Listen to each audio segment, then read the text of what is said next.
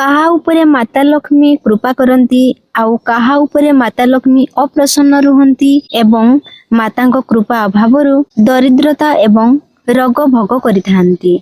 आसंतु जानिबा एही वीडियो माध्यमरे। आसंता काली हेउची मार्गशीर मासर शेष पाळी, चलित वर्षर शेष गुरुवार। तेबे लक्ष्मी पुराण रे संपूर्ण भावरे वर्णना करा जायछि मनुष्य केउ कर्म कदापि करिबा उचित नुहे। जेउ माने खाइबा परे बासन को परिष्कार करी धुंती नहीं, जेउ माने राति समय रे ऐठा बासन घरे रखी सई पड़ी थांती, जेउ माने चुल्ली सफा न करी रसई करंती, जेउ माने घर भितरे छेप खंकार पकांती, जेउ माने मैला वस्त्र पिन्हंती, जेउ माने संध्या समय रे घरे झाड़ू लगई थांती, संध्या परे संजबती दियंती, न गाधोई रसई घर को पसी रसई करंती।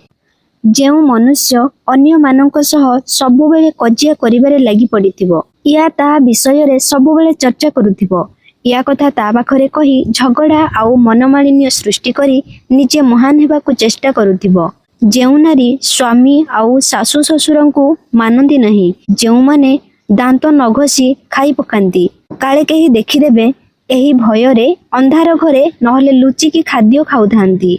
जेउ घरे नारी निज स्वामी व्यतीत अन्य पुरुष को अधिक गुरुत्व देउथिबो, अन्य पुरुष सह अधिक मिलामिशा करुथिबो, अधिक कथावार्ता करुथिबो।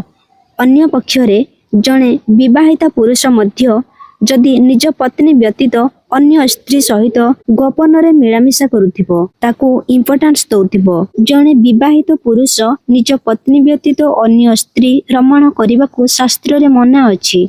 निज स्त्री छडा अन्य स्त्री मानक प्रति से मातृतुल्य व्यवहार करने को निर्देश दिया जाइछि।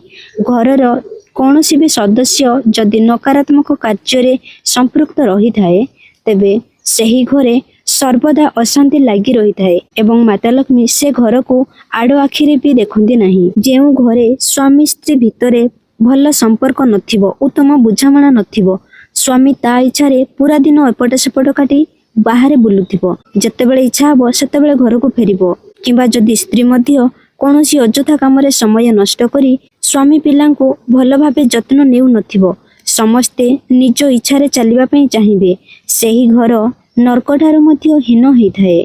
सेही घर मां लक्ष्मी मुह फेरेई नै जाइथांती। लक्षे अरजी थिले मध्य पक्षे नियंट होइथाए। एबे आसंतु जानिबा माता लक्ष्मी केउ घरे सर्वदा रहिथांती। पुराण रे कोन वर्णित होईची, केउ प्रकारर मनुष्य लक्ष्मीवंत होइथांती, काहा उपरे महालक्ष्मी सदैव कृपा करिथांती, जहा द्वारा सेही परिवारर लोके सुख शांति रे जीवन अतिबाहित करिथांती। जेउ घरे परस्पर स्नेह निरंतर रहिथाए, जेउ घरे नारी स्वामी आउ सासु ससुरंकु सम्मान देउथाए, बड़ माने मध्य सान मानकु स्नेह करुथांती, परस्परर मन कथा बुझी चलुथांती, जेउ घरे स्वामी स्त्री मध्यरे मधुर संपर्क थाए, जेउ घरे नारी समस्तंको भल व्यवहार करुथिबो एवं मीठा मीठा कथा कही समस्तंको संतुष्ट करुथिबो, कौनसी समस्या आसिले सहजरे समाधान करि पारुथिबो, सान बड़ समस्तंको सह खाप खुआई चली पारुथिबो, पाख